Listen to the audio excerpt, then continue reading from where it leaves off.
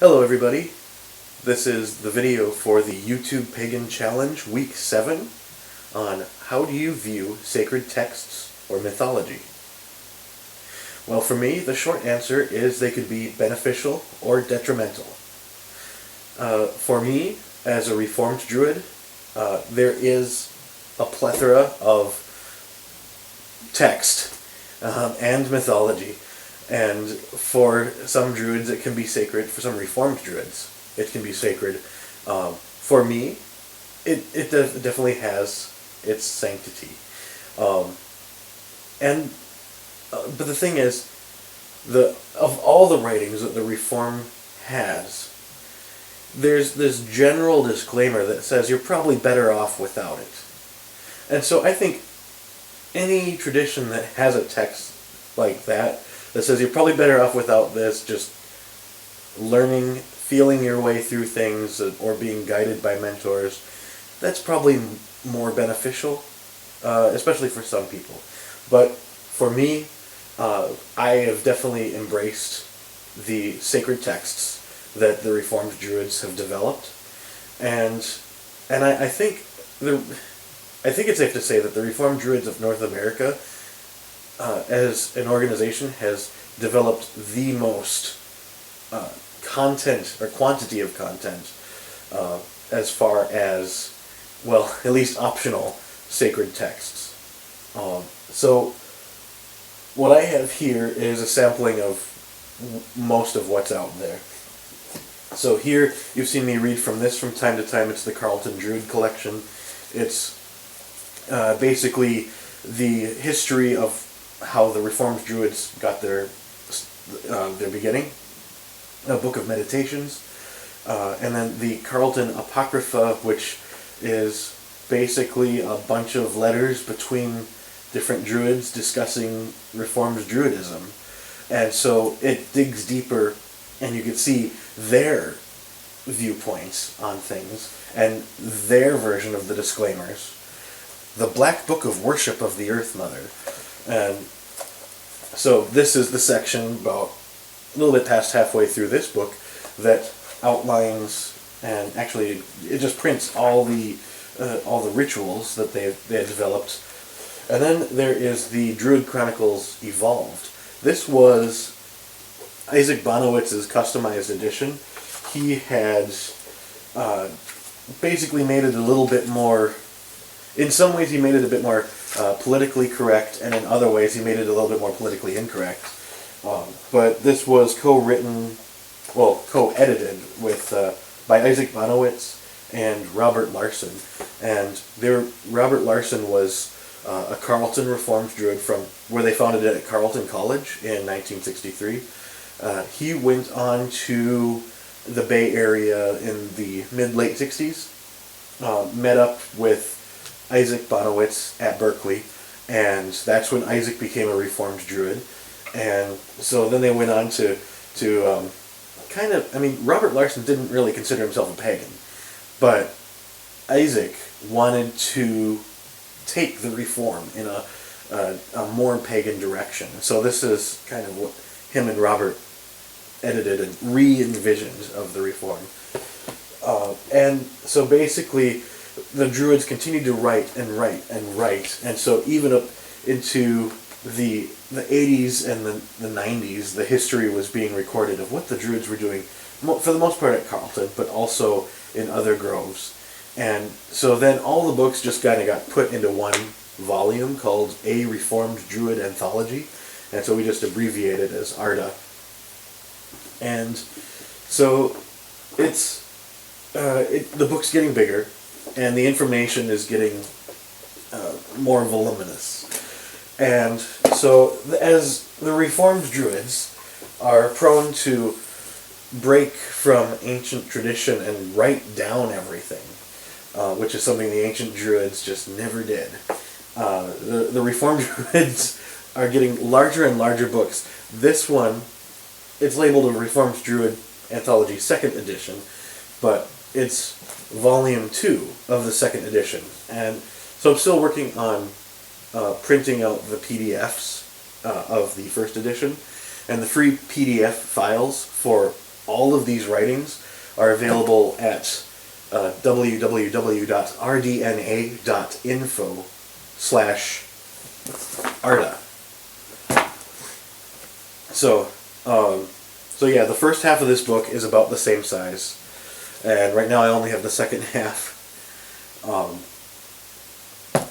And so it's just accumulating a lot of Reformed Druid knowledge, and there's a lot of stuff that's a variation on existing topics, but there's my personal book that I have, which this edition is, well, basically I cherry-picked from Arda 1 and put it into this book, and one of my hobbies is bookbinding, so that's, you can see me making one of these books in one of my earlier videos, but I made this in kind of a traditional, using traditional techniques.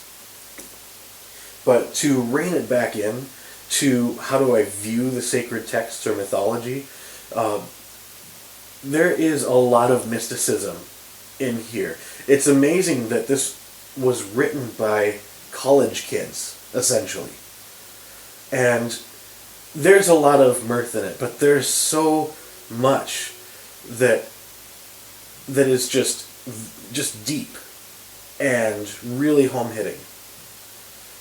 And so I have a few excerpts on how the Reformed Druids actually view sacred texts or mythology, because I already mentioned how there's the general disclaimer that's like, you're probably better off not reading this.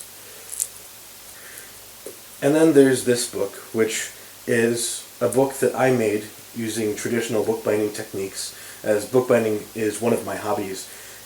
You can actually see me making a book like this in one of my earlier videos, but basically this is a version of Arda that I cherry-picked from Arda 1, because there's just a lot of stuff in here, and I didn't really want to put the whole thing into a bookbinding project, so I came up with this version. And so I just wanted to share 2 verses from separate parts of the book outlining early Reformed Druids' opinion on sacred text mythology, or the right way to do things.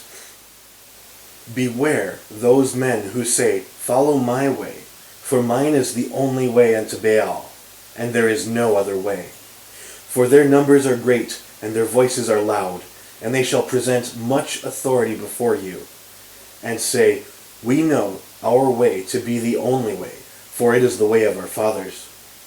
But take heed, lest you should fall into the trap. For awareness shall come unto no one, save it shall be in their own way. And it shall come unto one, save they shall come unto it. And make your way not after the way of other men, but after your own way. And go to the fountain of awareness, which is in nature." And then from a later writing, there's the Book of Faith, which was written by our founder, David Fisher. The Book of Faith, chapter the 1st, verse 6. "If I were to pass on any advice to my followers, it would be to never consider that they have found, as Druids, the ultimate answer to any of their questions. Druidism is a faith, if a faith in questioning, not in answering. Awareness to a Druid is an individual thing to be shared perhaps, but never codified."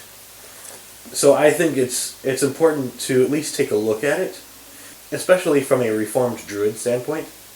But you can definitely easily be a Reformed Druid without ever having picked up any of these books. And like this last one, for example, is just a third order ordination liturgy. So this one is rather secretive, but very sacred for those who are seeking to be ordained to the priesthood of the Reform.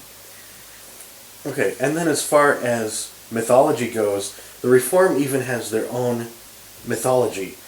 Granted that the mythology starts in the year 1963. And I've spoken with some of the founders regarding these early myths, and according to them, they're all true. So This was one that was written around Samhain in 1963, and it is the Book of Latter Chronicles, chapter 5, verse 12. And one did prophesy much, at times speaking in tongues, and then saying, "Someone is dead. I see a great many people in a large circular room there, but they need not be afraid. Everything is going to be all right." And behold, another did speak, saying, "I see 3 stones on a black sky." In chapter the 6th, now it came to pass that it was not long after the feast of Samhain, when the chief of all the land did go out in a long procession among the people of the land.